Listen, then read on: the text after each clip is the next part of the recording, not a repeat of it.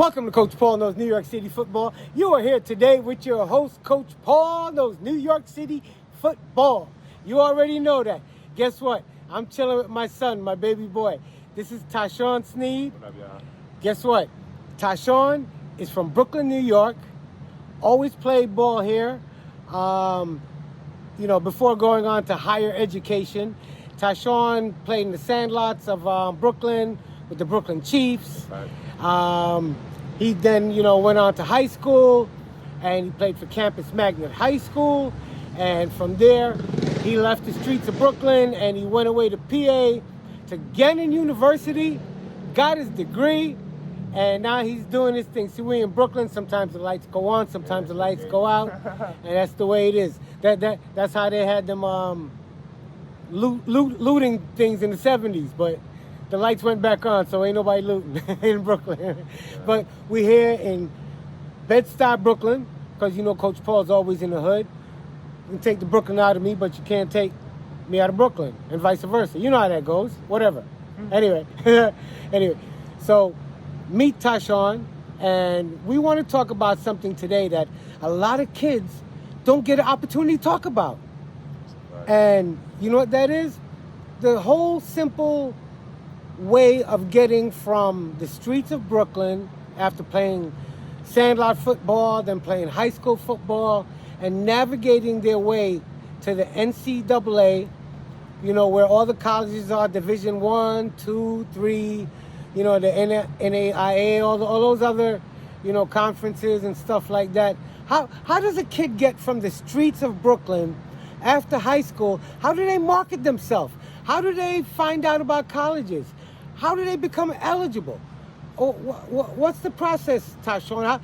What steps did you take to get out of Brooklyn after going to Campus Magnet High School and having a pretty good high school career, and then heading out to our universities? How did you go about just stepping out into colleges and putting yourself out there? How did you do it? All right, well, I knew I was one of those kids who had the talent, had the ability, the athleticism they was looking for. Like, I knew I had the size they was looking for, the type of film they were looking for. But I knew my grades weren't so good, So me knowing I wasn't one of the best academic students type of kids, Hold that thought 1 second. What do you mean the type of film they were looking? How did you get film?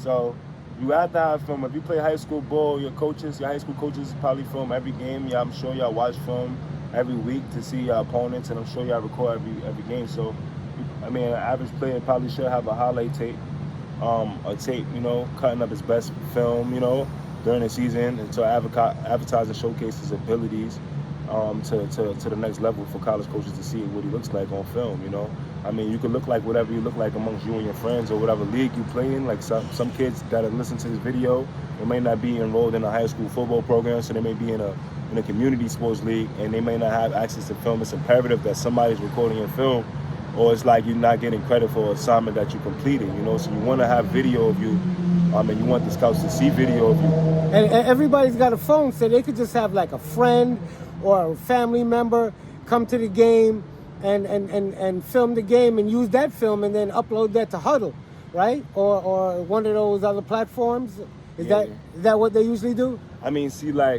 See, I don't want to be confusing because I feel like I'm talking to two different, this is to two different audiences as far as athletes, So I guess I'm going to advertise to the high school kids that are in a, high school program already. Uh-huh. Those high school kids, if you play for a PSAL program or a Catholic school program in New York City or Long Island, or even if it's not New York City kid, you probably should have access to your film, and the other teams that you played against have access to film. If your team doesn't, let's say you don't have a good relationship with your coach, and you got kicked off the team, whatever, and you need access to that film, the other school may have access to that film.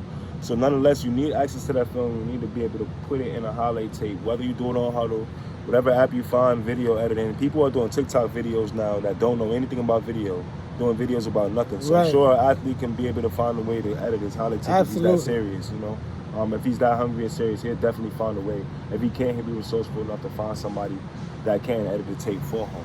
Or maybe they're lucky enough to have Coach Paul Knows NYC filming their game and get some tape from Coach Paul. I've done that for many kids. That's a big fact. And for the kids that don't play, public school ball, or don't play, in an organized high school league, and they're playing like in a community league of some sort, whether it's semi-pro or 18 or under like type of leagues and those things to those natures. You're gonna have to try to get film. If you're not sure if they're gonna film every game, it's important that you're playing it for the reason of you trying to get some film, so coaches can see that you can play on the next level, and you got the ability, but you didn't get the chance to play a high school team for some sort of reason.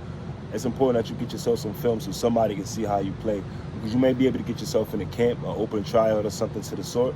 You may be able to get yourself an opportunity if they think you really got good. So that's step one. But don't get it mixed up. Everybody wants to be good. Mike Vick and Terrell Owens, all these like great players, but them grades matter and the eligibility matter just as much as your film. Because I didn't have average film, I had way above average tape. Like I knew I had dominant film. So a lot of kids are gonna not necessarily have the best tape in the world, and they can still get a scholarship if they have the grades, Okay. So I think it's important for kids to know, like, you can be also really good, and if you don't have grades, you may not go nowhere. So I don't want people to get it mixed up, It's important to have really good tape and to have good decent grades to be eligible. Okay. That's important to have, especially if you want to call yourself playing college ball, because they have a high criteria, not high criteria, but they're very particular about the type of grades they're expecting you to be having coming into college program, and also they want to know, like, all right, not just that they want to know that you can pass classes on the college level, right? They're expecting you to do that when you get there, but the reality is that you have to have a decent SAT score, you have to have a certain GPA, there's certain things that they're expecting from you, What does it mean to be NCAA eligible? What does that mean? So to be NCAA eligible, like, there's two things. You want to be eligible to pass your classes, just like when you're in high school. You fail your classes, when you don't get high enough grades, you're not eligible to play high school ball. You can't play. So college, they have their own criteria where they expect you to have a certain amount of credit and a certain amount SAT score, ACT score to match in order to make you eligible to play your first semester, or coming out of high school ball, coming into college. This doesn't apply to somebody in community college with freshman and sophomore credits. This is more so for the kids coming out of high school. You'll be either considered a qualifier or a non-qualifier based on your grade situation, your academic situation. So let me ask you, what about if you're coming out of high school and you're not such a strong student? What options are available to you? Is that what the JUCO thing is all about? So yeah. So coming out of high school, you graduate high school, you call yourself, realizing that you picked up football really late, and people tell you you got some abilities that might land you somewhere. You might want to explore the junior college football option route. Call yourself, getting yourself an associate's degree, and try to become Division I eligible, because they require associate's degree at minimum in order to transfer out into Division I school from the junior college. Okay. But if you want to get a Division II scholarship, you only need 1 year of credit. So 1 year you could go into community college for 1 year and transfer out and go to a Division II program if you never played football in your life. So that's something for you guys to know. Okay.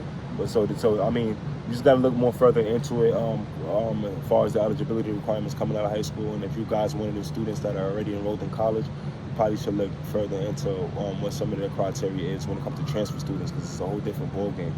A lot of my conversation is more geared to high school kids. You want to be a transfer kid coming out, because that was my story as well. It's a whole different ball game transferring from schools. They're expecting different things on a D2 level than the Division I level. Okay, interesting. Coach Paul knows New York City football. Coach Paul is trying to help you kids navigate you through the system. Listen to what my son is telling you. He's giving you a lot of gems. Let me backtrack. Let me add something to this too. Okay, we're going to come right back with that thought. Hold that thought, Tashawn.